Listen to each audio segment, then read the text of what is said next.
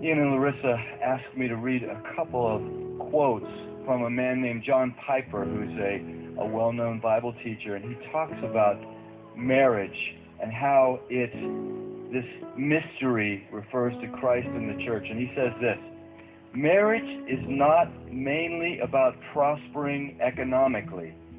It is mainly about displaying the covenant-keeping love between Christ and his church.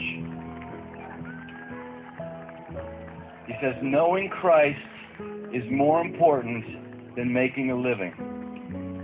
Treasuring Christ is more important than bearing children. Either way, it is short. It may have many bright days, or it may be covered with clouds. But if we set our face to make of marriage mainly what God designed it to be, no sorrows and no calamities can stand in our way. Every one of them will be not an obstacle to success, but a way to succeed.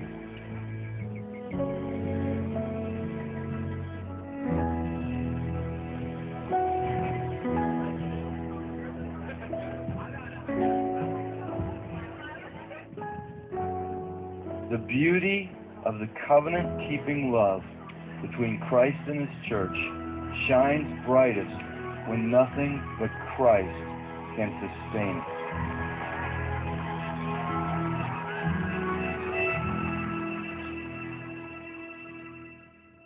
Ian and I first met in 2005 at college and had a blast for 10 months getting to know each other. And I was looking through, and I found one of my favorite pictures, which I think was actually taken right before his accident. He set up the camera on his tripod, and it's just a classic Ian face that to me sums up who he is.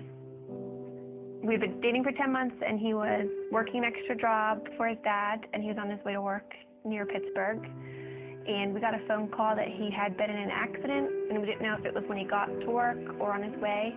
And so we got down to Pittsburgh, and I was just praying the whole time in the car that it wouldn't be his brain. After being at the hospital for a few hours, we found out that it was, and he had been in brain surgery for a few hours and had suffered a traumatic brain injury.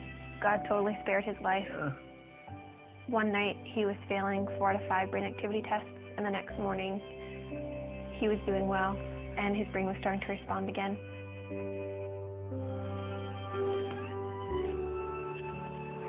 I moved in with his family after the accident, so I was really involved in his therapy and just did whatever I could to make his life fun. We'd go out on dates, and looking back, it's weird because he couldn't talk and he couldn't eat.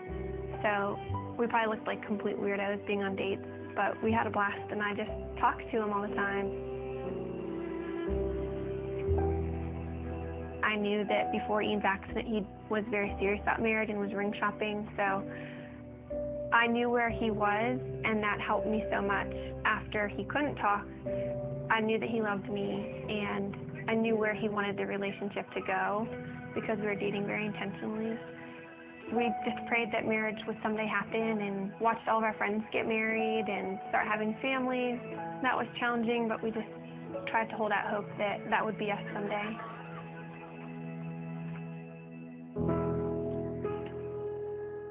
This is our board of gratefulness, and we encourage anybody who comes in to write a note of something they're thankful for. It could be really small. Mine is just Saturday mornings, and it's just a good way that we found to be just practicing gratefulness. And Ian, I think half of yours say my wifey, which is pretty cool.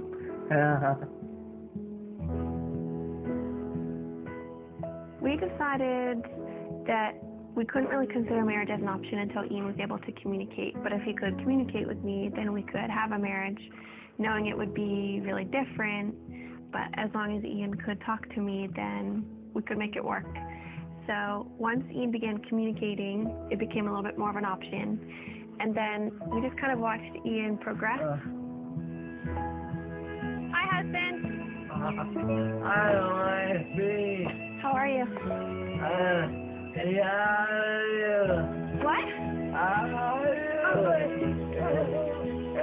was your day? A conversation I had with his dad, it was one of those conversations where I realized this could happen. Then that August, his dad was diagnosed with brain cancer. And at that point, his dad's biggest concern was Ian and I, and whether or not we were going to get married or step away from our relationship. He wanted us to make a decision to move our lives in some direction. He passed away before he was able to see us get engaged, but that was a huge impetus in why we started to pursue engagement.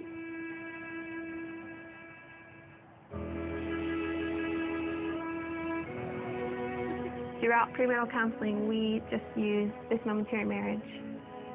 It was so helpful because John Piper talked a lot about primary things and secondary things, which is really important for us because when we're walking out our marriage practically, Ian can't do the secondary things like working or making a meal for me. Everything that's primary, though, he can do, which is leading me spiritually. Ian always comes back to the foundational truth of who God is and kind of reels me back in from my emotions, and that's the most important thing. We have two friends that we're going through the book with.